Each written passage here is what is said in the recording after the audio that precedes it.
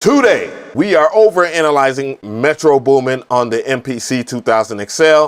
I want to break down his creative process, some of the things he could have done better, some of the things he does great, and just talk about the process in general for a lot of you FL Studio users that might be interested in using an MPC yourself.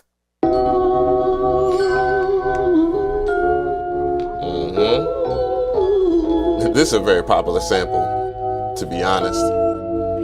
So I like the fact that he's sitting with the sample and he's just not like going through the whole entire process plain and simple. And that's kind of just sitting with a sample and listening to music is the main reason why us MPC heads enjoy making beats. And it's also a very good process in general, just learning music and what you like and what you don't like. You feel me? He's sitting with the ASAP Rocky joint. And he's kind of going through what he wants to do in that regard as far as like pitching the sample up and whatnot.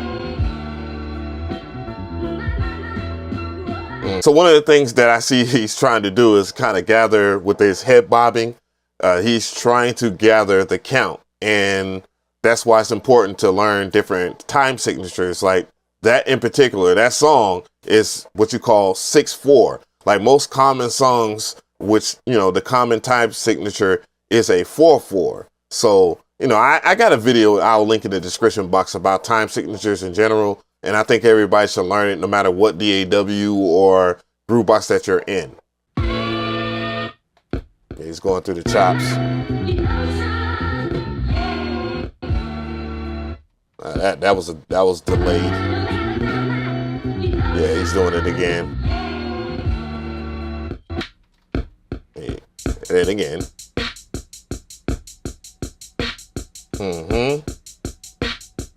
6/4, what did I tell y'all? Or 6/8 time signature. So one thing about 6/4 is 6/8. One way you can kind of fake that in 4/4 is just doing triplet counts, like T time signatures or whatever. You'll see something like 1/4T, or, you know, like 1/2 or 1/16 T, which stands for triplets.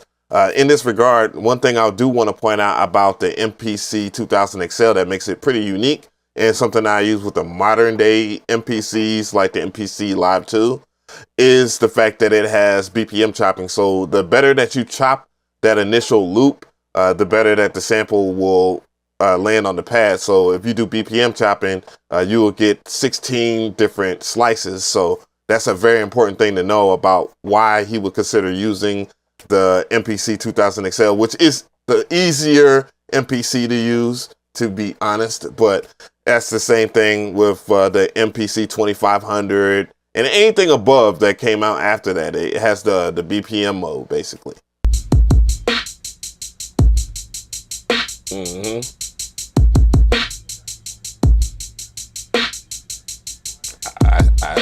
I hear it.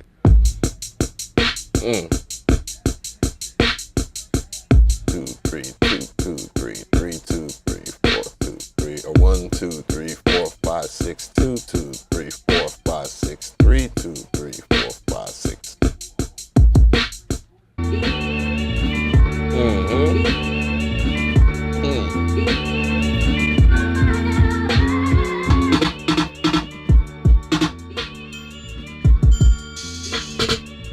I see what you're doing. I see what you're doing. So one thing I want to say is this definitely reminds me of old Dipset type vibes, 100%.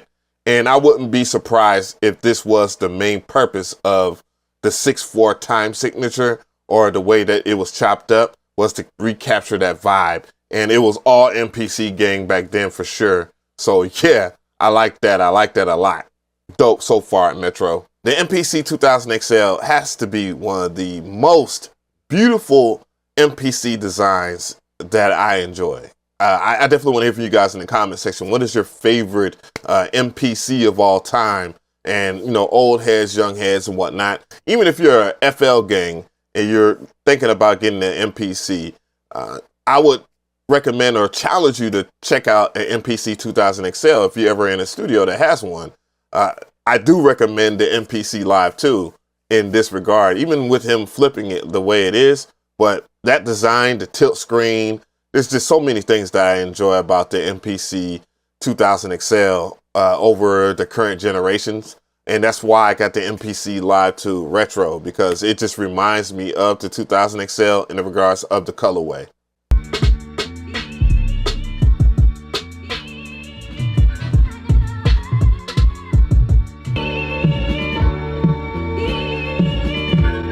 See, that's the beauty of the MPC, you know, is just being able to fill out your beat. If we're going to talk about filling over clicking a button, and I know that some of you guys are going to be triggered by that. Being able to feel the velocity when you hit the pads and just being able to fill out what the groove will be like. It's important when making tracks that have feeling that's supposed to be evoked by artists.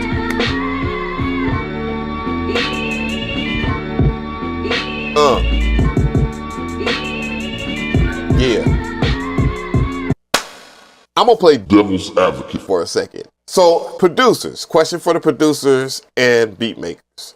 Do you like it when an artist suggests certain vibes, sounds, or whatever for your track? Do you get offended? Do you get scared that you're gonna lose a little bit of your publishing or whatnot? I wanna know.